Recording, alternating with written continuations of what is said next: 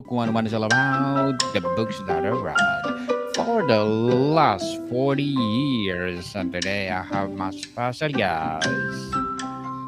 Spirituality is not out there, it's in you. One of her advocacy, no other than Miss Anastacia Anastascio. Thank you for having me. Welcome to Book 101, Miss Anastasia, and can you please introduce more about yourself? Yeah, so I am Anastacia. I have a company called The Spiritual Goth, which is basically a branch where I help people to come to terms with their spirituality and really embrace and accept their spirituality. I am a tarot reader. I do past life regressions, Reiki. I do spiritual coaching. I do a lot. I host retreats. Anything spiritual, I'm kind of in it. Yes. So, how do you define a sustainable spiritual practice, and why is it sustainability so important? I think any practice that you do needs to hold intention and it needs to be sustainable, meaning it needs to be something that you really connect with, something that you really have found your why for.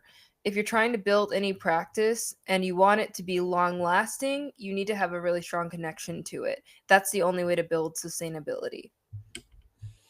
Miss Anastasia, thank you so much for sharing your knowledge and wisdom to the world. What are the most common mistakes people have or make when trying to establish a spiritual routine?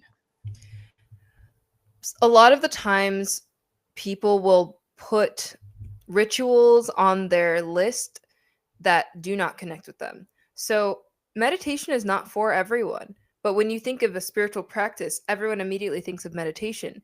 And some people, they try and try meditation over and over again, and they're not successful because they don't know why they're doing it. They're doing it because they think they have to, not because they want to.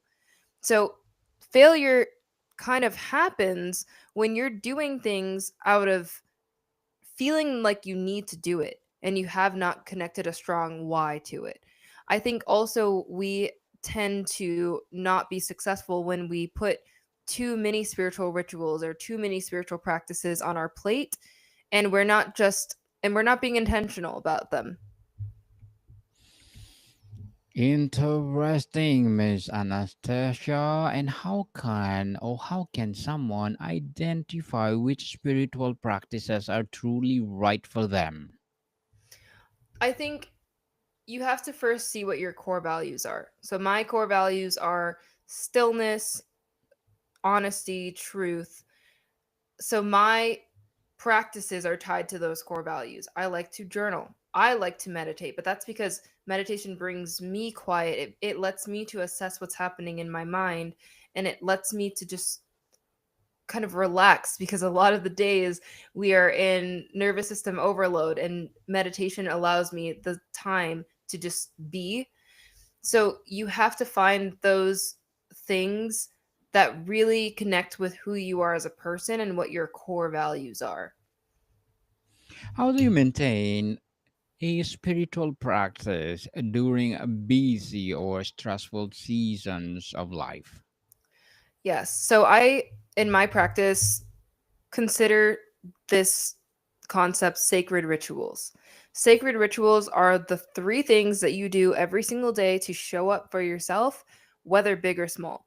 To me, spirituality is the study of you, it is just who you are as a human being. So, a spiritual practice could literally be washing your face at the end of the night, taking a shower that is a cleansing shower where you wash off everyone's energy off of you. If you just pick three small things that you do every single day to show up for yourself, you will be successful. Those are your sacred rituals.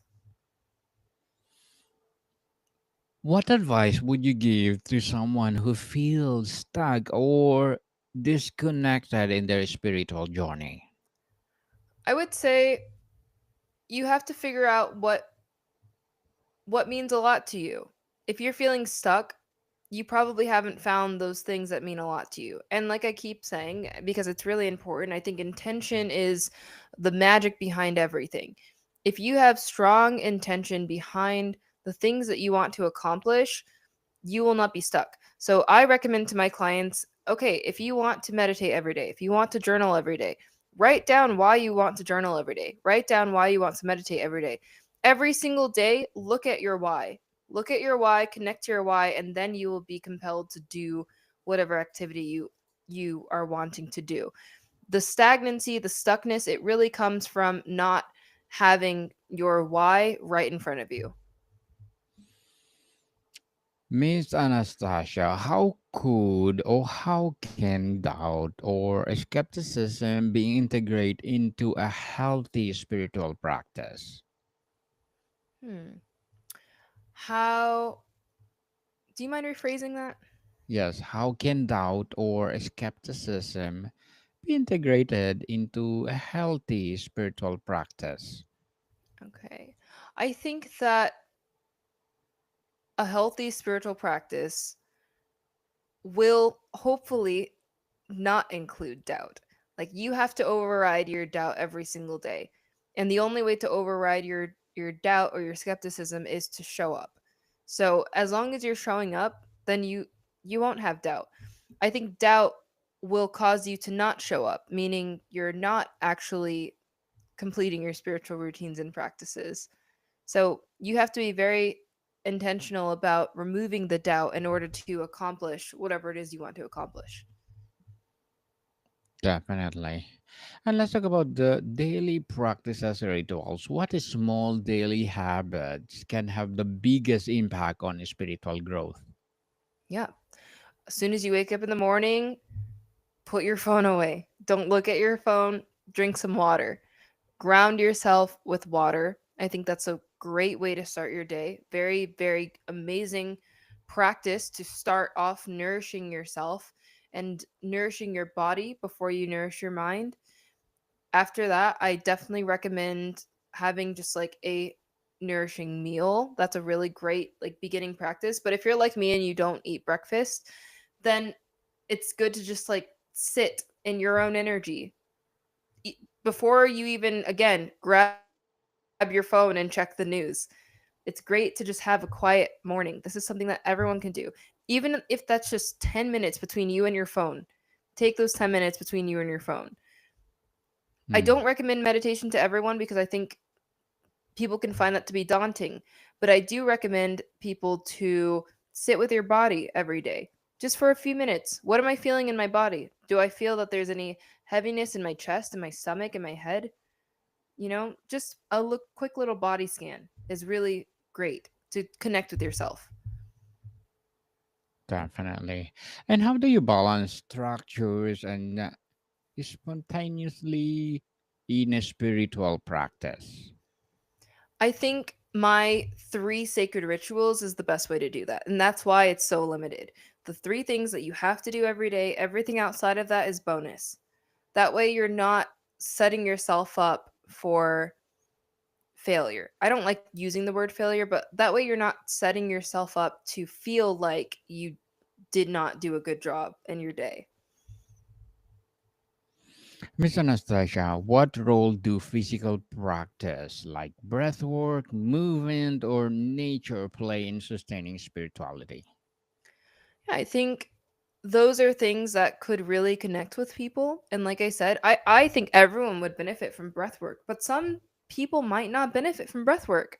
Some people might benefit more from just going outside and grounding in nature and putting your toes into the dirt and feeling the grass underneath you. Like there are different ways that you can build your own sustainable practice, and it depends on the person.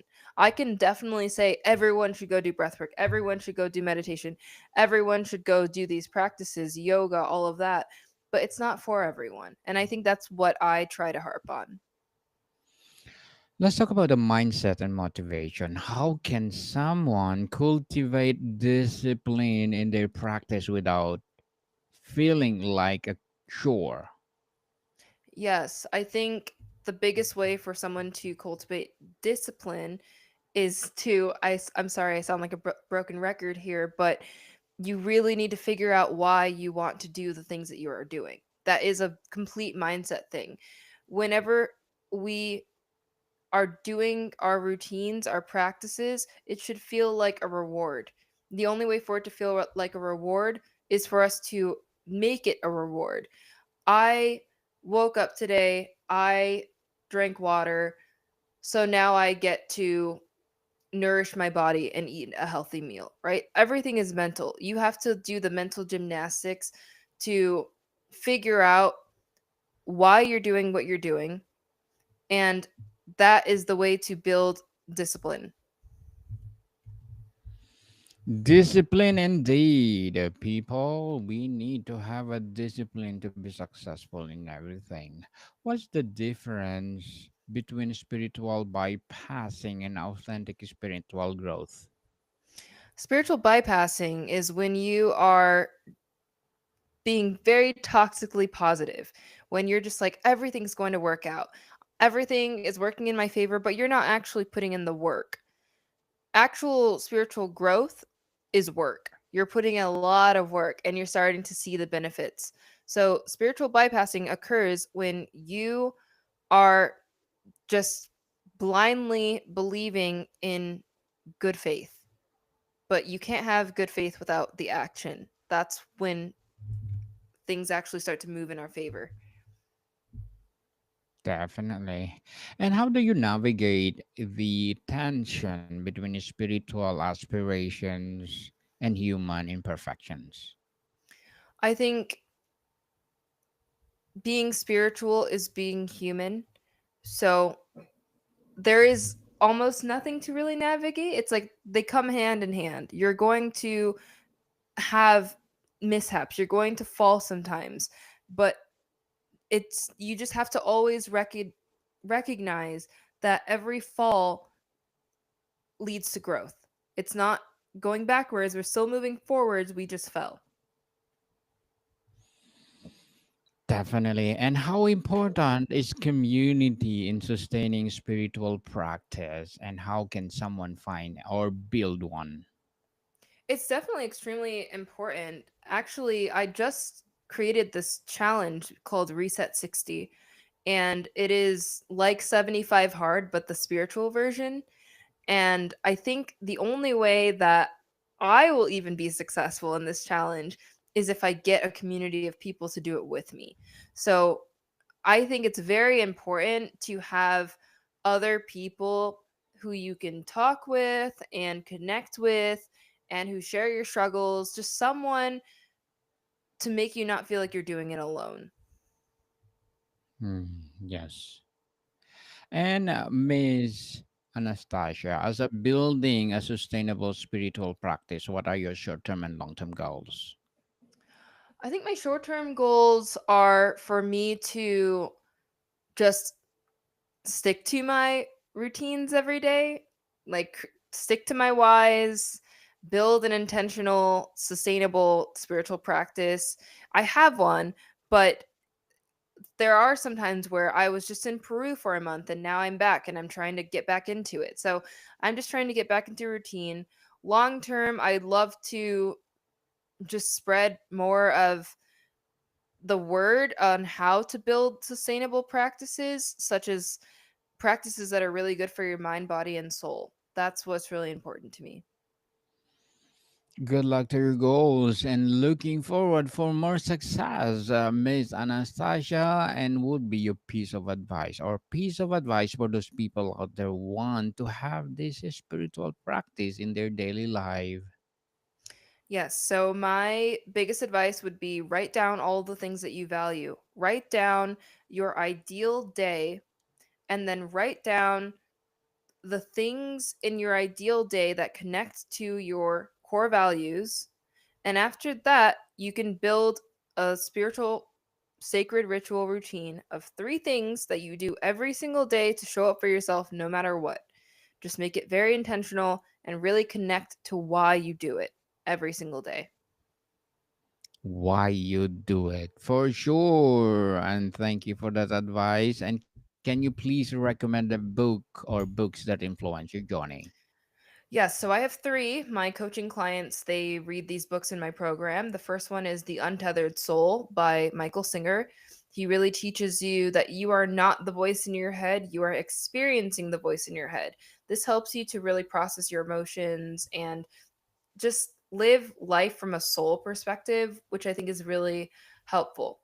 Then there is Many Lives, Many Masters by Brian Weiss.